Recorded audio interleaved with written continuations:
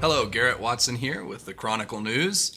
Today, we were fortunate enough to snag an interview with Artspace Property Development Director and the team lead for Space to Create, Andrew Michelson.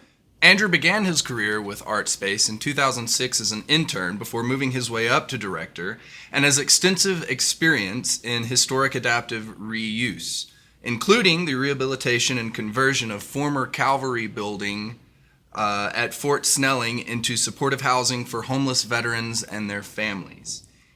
He brings that experience to Trinidad's Space to Create project, which broke ground in 2018 on the 200 block of Main Street, the entire block. So thanks for coming by, Andrew. My pleasure. So you've been kind of key in the development of several art space type projects around the country, from Minnesota, where you're from, to Chicago, and now the Space to Create project here in Colorado, the Trinidad specifically. Trinidad is actually a demonstration project. That's correct. Yep. For Space to Create. Can you kind of tell us what you're hoping that this will demonstrate for the project? Yeah, I mean, I think there's a lot of great things about Trinidad that can be a demonstration or a platform for launching or inspiring other communities across, both the state of Colorado and the country. It's, I think it's easy to overlook rural communities. I think it's easy to overlook, communities that may be seeing the ups and downs of, economies rising and falling, and looking at, the way Trinidad is really deliberately invested in its history and locating our project on Main Street to sort of reestablish that vitality on Main Street, bring new people in, offer new affordable options for people who are already living here or want to relocate. Those are, things that can resonate in communities, across the country. And to see, a community that's never done something like this, like Trinidad, but for another community to say, hey, we have those same issues, or we'd like to see the same thing. They've done it there. We're the same size or about the same size. We're rural too. We could do it. And I mean, that's the sort of thing I really want to see. But I mean, specific to Trinidad, I'm really, itching to see, it's under construction. Let's see what actually starts happening once it's complete, once our residents there, once our businesses are starting in, 2-3 years from now, seeing what actually has come. That's really the exciting thing, is to know there's that opportunity, but really to see it to come to fruition. That's sort of what keeps me coming down. Awesome. Great. And you mentioned the affordable aspect of it. You've got almost or over a decade of experience in kind of affordable housing and everything. What's led you into that? Why that kind of sector? I mean, personally, I think that housing is literally a human right. I mean, people need a safe, dignified place to live, and they need a place where they feel comfortable, where they can thrive, and simply providing a place that isn't just a roof over your head, but someplace where you can call home allows you to focus on all those other elements of your life that you want to either improve or to do better, or just, to not have to worry about. And as a nation, we've seen, policies go for better or for worse towards investing in housing. And we're really seeing a lot of those stresses, particularly on folks who can't afford or putting so much of their money towards their rent every month that they're neglecting, their health or their medicines or other investments. And to be able to alleviate some of those pressures is huge. And it's not just an urban problem. It's not just a big city problem. It's rural. There's homelessness. There's affordability pressures everywhere. And it's easy to overlook rural communities, but it's something that's important, I think, for everybody to have at least a heightened awareness of. And if you can benefit from it, all the better. Great. So part of the aspect of what you're doing is kind of taking buildings that are historic buildings and then renovating them or bringing them up to be used for different things. And with the Main Street location, it's not much different than that. To what extent are you renovating, and to what extent are you kind of making it new? That's a great question. So a lot of what we do is trying to preserve what's there already and to leverage that. It's also financial resources become available. The state of Colorado has a program. The federal government also has a program that incentivizes investment in historic properties. And that requires us to retain some of those key elements. On this particular project, quite a bit of the historic fabric of the building is exterior. So the masonry walls, the windows, those pieces, they're there, and they're kind of the skeleton of the building, and those are going to remain. And a lot of floors and things that you maybe won't pay attention to, those will remain as well. But quite a bit of it was really kind of wide open. It was warehouses and showrooms, and some of it had been previously gutted for a failed redevelopment. So A lot of it is sort of, blank slate from there on in. So the exterior of the building is going to look brand new 100 years ago. So it's going to be brought up to a modern, sort of code compliant and weather tight condition, but it's not going to look a ton different from what it might have looked like originally. Inside, you're going to see modern units. You're going to see new floors and finishes and all those pieces that make it, something that's 2019 versus 1819. Great. So kind of the best of both worlds. Best of both worlds. And, as I mentioned earlier, the investment in the history of the town and being located on Main Street. It is literally Main Street.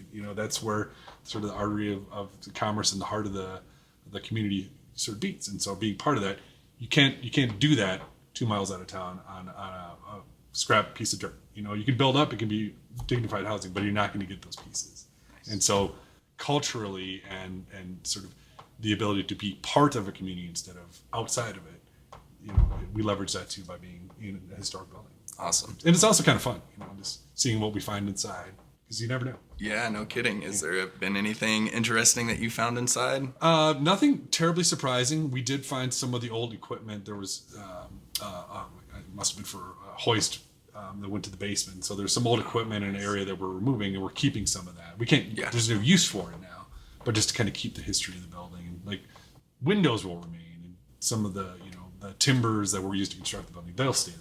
But a lot of that's behind walls, you won't see it. But we're going to try and bring some of that history right to the front too. Very cool. So a few blocks away, you're also working, or there's a project being built that's additional housing. That's correct. Yep. And why did the project decide to build another building as well? Great question. Really, the key driver there was more need for housing than we could deliver just on the Main Street site. Mm-hmm. So we'll have 13 apartment units at the Main Street site and another 28, so more than double that in the new construction building on Elm. And that was really a reaction to, the market study we conducted to determine really how many people are here that are in need of this housing at these affordability levels, well exceeded, certainly 13 units and more even beyond the 41 we're ultimately building. So that really says even what we build isn't enough. More could be done, but this is a sustainable initial investment into that housing need, and it allows us to have a project that functions frankly better and easier by having more units, because they're separate locations but they operate as one project. Mm-hmm. So it really it's that economy of scale where it's the same amount of work for us to do 41 units as 13, but it's going to operate easier, and it allows greater opportunities for us to offer more studios, 1 bedrooms and 2 bedrooms. So there's a variety of housing options available and a variety of affordability levels. So we're not as pressured to say we have to find only these kind of families that'll live here. Now there's a greater variety of availability as well. Oh, that's great. Mm-hmm. So a lot of these units are designed specifically for artists' use. Is it only going to be for artists, or is it going to be open to anyone that wants to apply to live there? It's open to anyone who's interested in applying. All of the units are income restricted, so we're using a variety of funding mechanisms that require that we verify the incomes and the assets of any applicant, and they have to be at or below a certain level. And that's dictated by the federal government. But if they're below that level, then their rent is also set at a level that's affordable for someone who's living at that sort of income. So that's the key indicator right there, is if you want to apply and you hit those income levels, great. You're now eligible to move in. The amenities and the things that we offer, particularly at the Main Street building, where we've got loft units built into the historic fabric of that building, they have higher ceilings and bigger windows, and it caters to that creative sector. It's going to appeal to folks who want to live in a creative community with other folks who are doing, frankly, all kinds of different things at different hours of the day or night. But again, the need for housing is well beyond just that creative sector. That's a huge driver of Space to Create. That's what brought us here. But we can also serve the greater needs of Trinidad. I mean, something we've heard over and over again is we can't hire teachers because we can't house them because there's no place to live. We want to ensure that folks could live there, even if they aren't creative, because they need the housing. They want to be in Trinidad. It affords that opportunity. And at the new construction site at Elm, it's really going to look, act, and feel like a typical modern new construction apartment building. But at the Main Street facility, we will have all of the amenities available for all of the residents. So we'll have a gallery space, community room space, gathering spaces. Our management office will be there. And we have some space that we intend to make available for, frankly, kind of a makerspace. So if you want to build something and you don't have a space to do it, there'll be space available for residents to do that. So whether you're creative and you want to live there because of that, or you move in and you end up wanting to do something creative, it's going to cater to all sorts. But the key takeaway is anyone is interested is welcome to apply. Nice. And as far as the commons area, that's something that if I understand correctly, there's going to be some commercial space that's going to be in that as well. Yeah. So a really interesting thing about this project, and it's something we've done elsewhere, but really here in Trinidad, it's this really integrated partnership and cooperative development with the city of Trinidad. The housing is really, the bread and butter of what Artspace does. It's affordable housing with an arts focus, adaptive reuse, historic, in a community that needs it. We do that across the country. Here, we're also developing about 20,000 square feet as part of that historic building on the street level of Main Street that the city will operate. That's what they're calling the Commons. And that's going to be something we are, as Artspace, helping to develop. Like, it's part of the building. It's part of, bringing the infrastructure in to make that available. And then the city, through both directly with staff and then also with community members, are looking, how do we energize that space and make opportunities for new retail or new restaurant or co-working space or a dirty workshop or whatever those needs may be. That's part of the project, and there's part of the building there, and that's going to be something that the city's going to operate and eventually will take ownership of. So it's different from partnerships we've done elsewhere, but it still just aligns right with what we're trying to do and being that true community partner and developer with the city. So that's exciting as well. Yeah, so is there any kind of deadline that you guys are looking for as to when you hope people can start moving in or putting in applications? Yep. So right now we're under construction at both sites, and our schedule's having us completed and ready to occupy those units by early summer of next year. So, depending on winter and depending on how things come together, that can move around a little bit. But what we'll start to do is in, the 120 or so days in advance of when we think we're going to be opening, we'll start having information sessions, and we'll invite whoever wants to attend, whether they think they want to live there or they're just plain interested. Come on out and ask your questions, hear us, get the information straight from the source, and then the information is out there. We'll do a series of those. We try and do as much on the ground outreach as we can. We also have social media, email lists, all those sorts of things, so that as many people are as interested can apply or tell someone who they think might be interested and get connected, because so much of it is just having accurate information out. But then because we're required to adhere to these income restrictions, folks need to sort of have their ducks in a row. And you can't show up day one and say, I just want to apply, if you don't know that you need to have like your tax returns and income statements and pay stubs and things like that, because we're required to collect it and verify it. If you got to go back 2 years and dig it out of a shoebox, go do it. We'll tell you 2 months in advance so you're not showing up the day before trying to sign a lease. So we tried to do a lot of that outreach. And that will be really tightening up as far as when the date is really known, when we're going to open the doors and get people moving in, so that they know if you got to notice where you live or you're trying to move up, what the date you could actually have show up and have someone to live. So right now it's summer of next year, and I have every expectation that we're going to hit that. Maybe a little earlier, maybe a little later, but it's going to be 2020 for both buildings. Nice.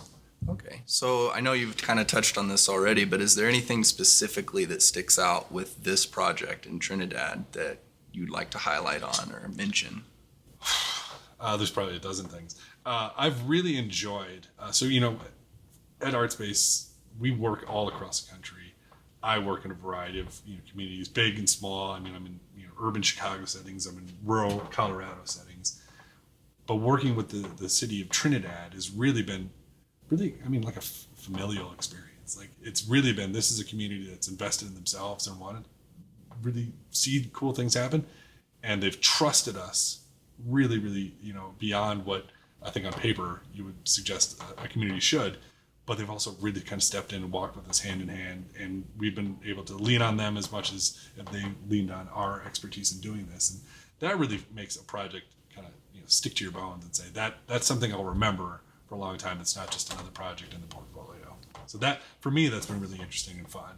But it's also, historic buildings are cool, and seeing new shops open up, even in the couple of years I've been here, that weren't there before. You start to see that vitality spring up in really kind of organic and grassroots ways, and that's always just kind of interesting and fun. So Yeah. I really have enjoyed that about this project. Nice. So if somebody's interested in getting more information about the project, where could they go to do that? They should go to artspace.org, look for Trinidad. There's a link and there's a page set up specifically for this project. There's a little bit of information out there now, so you can look at some renderings of what we expect the project to look like. Most importantly, you can sign up for the email list there. So if you're interested, even just for information, or if you think you might want to apply at a later date, you can get us your email address, and when we have these opportunities, we'll blast that out there. We also hit Twitter and Instagram and all. We people who know better than I how all those things work at our office, make sure that all that information gets out there as well. So Great. That's probably the best and easiest way to get a hold of us. And always, if someone has specific questions, if they get a hold of me, I'm happy to address those, or they can reach out to someone else on our website and we'll get an answer or get them connected to someone who's got it. Fantastic. Well, Andrew, I appreciate your time. Pleasure. And hope that next time you're in town, you stop by, let us know how things are going. I'll gladly do that. Thank you. That was Andrew Michelson, the Property Development Director for Artspace and the project lead for Colorado's Space to Create initiative. Reporting from Trinidad, this is Garrett Watson, Chronicle News.